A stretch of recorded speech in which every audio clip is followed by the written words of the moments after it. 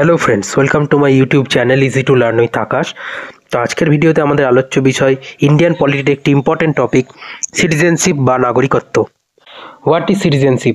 Citizenship বা নাগরিকত্ব কি? Citizenship is the legal status which gives a person to live within a country and person's rights and duties in relation to the states. Citizenship বা নাগরিকত্ব কি?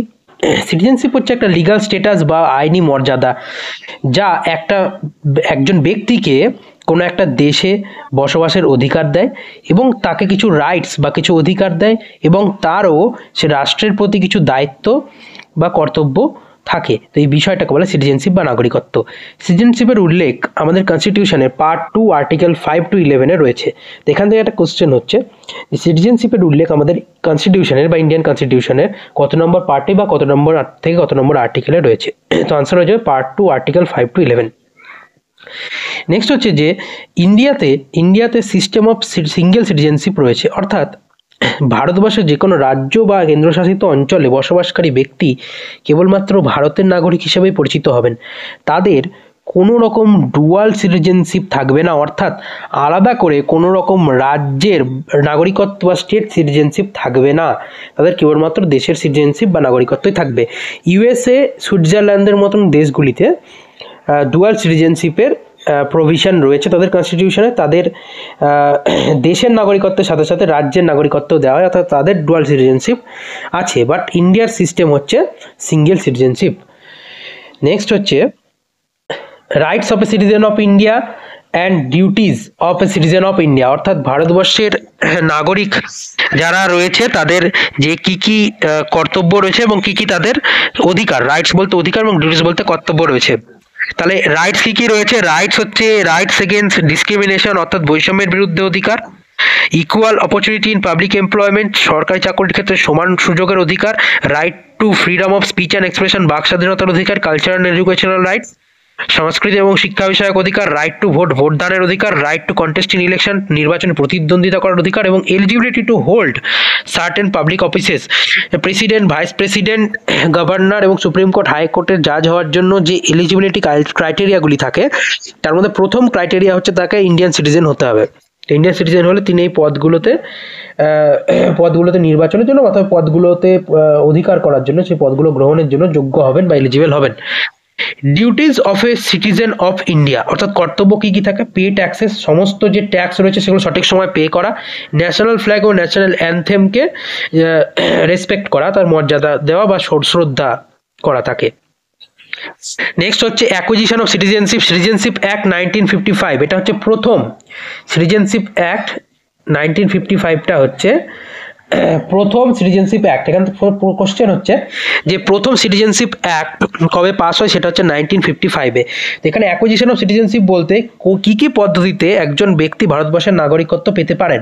তো দেয়ার আর 5 wedge, অর্থাৎ 5 ভাবে নাগরিকত্ব একজন ব্যক্তি পেতে পারেন। তো এখান থেকে কোশ্চেন হয় যে কতভাবে একজন ব্যক্তি ভারতবর্ষের নাগরিকত্ব পেতে পারেন। তাহলে এটা হচ্ছে 5 ওয়েজ বা 5 ভাবে। কি কি পদ্ধতিতে হয়?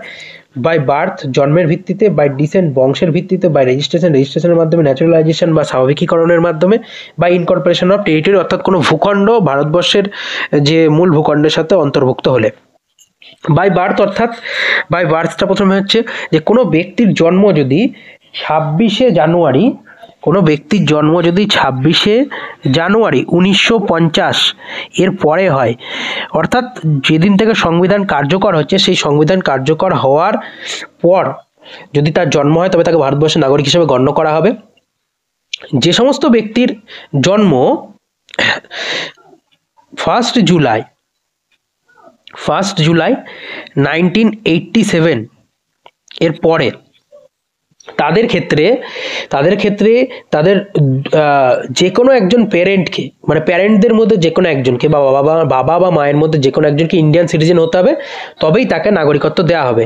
এবং আর একটা ক্ষেত্রে হয় যে যাদের জন্ম 3 ডিসেম্বর 2004-এর পর, তাদের ক্ষেত্রে তাদের বাবা এবং মা দুজনকেই ইন্ডিয়ান সিটিজেন হতে হবে, তবেই তাদেরকে ভারতবর্ষের নাগরিকত্ব দেওয়া হবে। অথবা যে কোনো একজনকে ভারতবর্ষের নাগরিক হতে হবে বা ইন্ডিয়ান সিটিজেন হতে হবে এবং আরেকজনের ভ্যালিড ডকুমেন্ট থাকতে হবে, তিনি ইললিগাল মাইগ্রেন্ট হলে চলবে না। নেক্সট হচ্ছে বাই ডিসেন্ট অর্থাৎ বংশের ভিত্তিতে। যদি কোনো ব্যক্তির জন্ম 26শে জানুয়ারি 1950-এর পর হয়, তো ভারতবর্ষে হয়তো তার জন্ম হয়নি, কিন্তু তার বাবা ভারতীয়, তবে তাকেও কিন্তু ভারতবর্ষের নাগরিকত্ব দেওয়া হবে। তবে এই আইনে কিছুটা পরিবর্তন করা হয় 10ই ডিসেম্বর 1992 এই আইনের কিছু পরিবর্তন করা হয় কিছুটা, এবং এক্ষেত্রে এই প্রভিশনটার কিছুটা পরিবর্তন করে বলা হয় যে বাবা, শুধুমাত্র বাবা নয়, বাবা বা মায়ের মধ্যে যে কোনো একজনই ভারতবর্ষের নাগরিক হলে তার সন্তান সন্ততিকে ভারতবর্ষের নাগরিকত্ব দেওয়া হবে। নেক্সট হচ্ছে বাই রেজিস্ট্রেশন হচ্ছে যে কোনো ব্যক্তি, ভারতীয় বংশোদ্ভূত ব্যক্তি যার ভারতের নাগরিকত্ব নেই, তিনি যদি 7 বছরের বেশি সময় ধরে ভারতবর্ষে বসবাস করেন, তবে তিনি সেন্ট্রাল গভর্নমেন্টের বিশেষ ওয়েবসাইটে তিনি রেজিস্ট্রেশনের জন্য অ্যাপ্লাই করতে পারেন এবং তাকে কিন্তু ভারতবর্ষের নাগরিকত্ব দেওয়া হতে পারে। তারপর হচ্ছে বাই ন্যাচুরালাইজেশন বা স্বাভাবিকীকরণের মাধ্যমে। স্বাভাবিকীকরণ কি? স্বাভাবিকীকরণ হচ্ছে কোনো ব্যক্তি 12 বছরের বেশি সময়কাল ধরে ভারতবর্ষে আছেন, তার গুড ক্যারেক্টার রয়েছে, অর্থাৎ তার বিরুদ্ধে কোনো রকম দেশবিরোধী কার্যকলাপের কোনো রকম অভিযোগ নেই, এবং তার আর্ট, লিটারেচার, সায়েন্স এরকম বিভিন্ন ক্ষেত্রে তার একটা বিশেষ অবদান বা ডিস্টিংগাইজড সার্ভিস রয়েছে, এবং কনস্টিটিউশনের 8th শিডিউলে উল্লেখিত যে 22টা অফিসিয়াল ল্যাঙ্গুয়েজ, তার মধ্যে যে কোনো একটাতে তিনি বিশেষভাবে দক্ষ, তবে যদি তিনি ভারতবর্ষের নাগরিকত্ব পেতে চান, তবে তাকে সেই নাগরিকত্ব দেওয়া হতে পারে।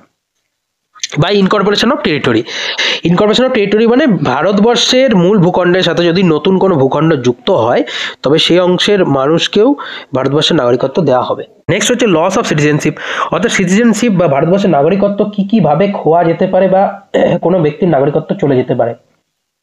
সেখানে তিন ভাবে যেতে পারে, 3 ওয়েজ, 3 ভাবে কোনো ব্যক্তির ভারতবর্ষের নাগরিকত্ব চলে যেতে পারে। প্রথম হচ্ছে বাই অ্যাবান্ডনমেন্ট, তিনি যদি স্বেচ্ছায় ত্যাগ করেন। দ্বিতীয় হচ্ছে বাই টার্মিনেশন, যদি তিনি অন্য কোনো দেশের নাগরিকত্ব নিয়ে নেন, তবে তার ভারতবর্ষের নাগরিকত্ব চলে যাবে। তৃতীয় হচ্ছে বাই ডেপ্রিভেশন, অর্থাৎ বঞ্চিতকরণ, কোনো ব্যক্তির বিরুদ্ধে যদি দেশবিরোধী কোনো কার্যকলাপের অভিযোগ থাকে বা হচ্ছে সেই ব্যক্তির যদি জালিয়াতির মাধ্যমে, প্রতারণার মাধ্যমে যদি নাগরিকত্ব নিয়ে থেকে থাকেন, তবে তার নাগরিকত্ব থেকে তাকে কিন্তু বঞ্চিত করা হবে বা তার নাগরিকত্ব কিন্তু চলে যাবে। নেক্সট কনস্টিটিউশনাল প্রভিশনস, অর্থাৎ আমাদের ইন্ডিয়ান কনস্টিটিউশনের 5 to 11 আর্টিকেলে সিটিজেনশিপের উল্লেখ রয়েছে, এবং এই 5 to 11 আর্টিকেলে কি বলা রয়েছে সিটিজেনশিপ সম্পর্কে প্রভিশনসগুলো। প্রথম হচ্ছে আর্টিকেল 5-এ বলা রয়েছে citizenship at the commencement of Indian constitution যবে থেকে লাগু হয় 26শে জানুয়ারি 1950, এর পরবর্তীতে যাদের জন্ম হয়েছে অথবা যাদের প্যারেন্টসদের মধ্যে যে কোনো একজন ইন্ডিয়ান সিটিজেন, তাদেরকে ভারতবর্ষের নাগরিকত্ব দেওয়ার কথা বলা হয়েছে। আর্টিকেল 6-এ বলা হয়েছে citizenship of certain persons who have migrated to India from Pakistan before 19 July 1948, 19শে জুলাই 1948-এর আগে যারা পাকিস্তান থেকে ভারতবর্ষে যারা যে সমস্ত শরণার্থীরা এসেছিলেন, তাদেরকে নাগরিকত্ব দেওয়ার কথা বলা হয়েছে। আর্টিকেল 7-এ বলা হয়েছে citizenship rights of certain migrants of Pakistan, যারা 1 মার্চ 1947-এর পরে হয়তো তারা প্রথমে ভারতবর্ষ থেকে পাকিস্তানে চলে গিয়েছিলেন, কিন্তু তারা পরবর্তীকালে আবার ফিরে এসেছেন ভারতবর্ষে, এবং সেটা হচ্ছে 1 মার্চ 1947-এর পরে যারা এরকম এসেছেন তাদেরকে নাগরিকত্ব দেওয়ার কথা বলা হয়েছে আর্টিকেল 7-এ। আর্টিকেল 8-এ বলা রয়েছে citizenship rights of certain persons of Indian origin who are residing outside India, অর্থাৎ ভারতীয় বংশোদ্ভূত ব্যক্তি যিনি ভারতের বাইরে কোনো কারণে আছেন, তাকে নাগরিকত্ব দেওয়ার ক্ষেত্রে নাগরিকত্ব দেওয়ার কথা এখানে বলা রয়েছে। আর্টিকেল 9-এ বলা হয়েছে if a person voluntarily acquires citizenship of a foreign country he or she will no longer be the citizen of India, অর্থাৎ কোনো ব্যক্তি যদি স্বেচ্ছায় অন্য দেশের নাগরিকত্ব নিয়ে নেন, তবে তার ভারতের নাগরিকত্ব থাকবে না। আর্টিকেল 10-এ বলা হয়েছে continuance of rights of citizenship, অর্থাৎ নাগরিকত্ব যে অধিকার তা থেকে বঞ্চিত করা হবে না, সেটা বজায় থাকবে যতদিন না পর্যন্ত তার বিরুদ্ধে কোনো রকম দেশবিরোধী কার্যকলাপের অভিযোগ না আসে। তো আর্টিকেল 11-এ বলা রয়েছে যে পার্লামেন্টের রাইট রয়েছে বা ভারতের সংসদের রাইট রয়েছে বা সে অধিকার রয়েছে যে তারা নাগরিকত্ব সংক্রান্ত আইন প্রণয়ন করতে পারে, এবং এটা যে সংসদের যে গৃহ মন্ত্রণালয় তার কাছে এই ক্ষমতাটা রয়েছে যে নাগরিকত্ব সংক্রান্ত আইন তারা প্রণয়ন করতে পারে। নেক্সট হচ্ছে citizenship act 2000, citizenship amendment act 2019 অর্থাৎ CAA 2019। এখানে বলা হয়েছে যে আফগানিস্তান, পাকিস্তান এবং বাংলাদেশ থেকে আসা হিন্দু, শিখ, বৌদ্ধ, জৈন, পার্সি এবং খ্রিস্টান কমিউনিটির যারা শরণার্থী, যদি তারা 31শে ডিসেম্বর 2014 আগে ভারতবর্ষে এসে থাকেন তবে তাদেরকে নাগরিকত্ব দেওয়ার কথা এই আইনে বলা হয়েছে। নেক্সট হচ্ছে কিছু ইম্পর্টেন্ট টার্মস, NRI, PIO এবং OCI। এইগুলো হচ্ছে এক এক ধরনের সিটিজেনশিপ স্টেটাস। NRI বা নন রেসিডেন্ট ইন্ডিয়ান কাদেরকে বলে? যে সমস্ত ব্যক্তির ইন্ডিয়ান সিটিজেনশিপ রয়েছে কিন্তু তারা ফরেন কান্ট্রিতে টেম্পোরারিলি কোনো কাজের সূত্রে বা পড়াশোনার সূত্রে বা অন্য কোনো রিজনে বসবাস করছেন এবং তাদের ইন্ডিয়ান পাসপোর্ট রয়েছে, তাদেরকে নন রেসিডেন্ট ইন্ডিয়ান বা NRI বলা হয়ে থাকে। PIO বা পার্সনস অফ ইন্ডিয়ান অরিজিন কাদেরকে বলে? যে সমস্ত ব্যক্তি ভারতের নাগরিক নন কিন্তু তাদের যারা পূর্বপুরুষ বা অ্যানসেস্টার তারা ভারতবর্ষের নাগরিক ছিলেন বা নাগরিকত্ব যাদের আছে, তবে তাদেরকে PIO বা persons of Indian origin status দেওয়া যেতে পারে। এবং নেক্সট হচ্ছে ওভারসিজ সিটিজেন অফ ইন্ডিয়া বা OCI কাদেরকে বলে? OCI হচ্ছে যে সমস্ত ব্যক্তির ফরেন সিটিজেনশিপ রয়েছে কিন্তু তারা ভারতীয় বংশোদ্ভূত এবং ভারতে কাজের সূত্রে বা কোনো কারণে ভারতে বসবাস করেন, তাদেরকে এই OCI বা ওভারসিজ সিটিজেনশিপ বা সিটিজেন অফ ইন্ডিয়া এই স্ট্যাটাসটা দেওয়া যেতে পারে। আজকের ভিডিও এটুকুই, দেখা হচ্ছে নেক্সট ভিডিওতে।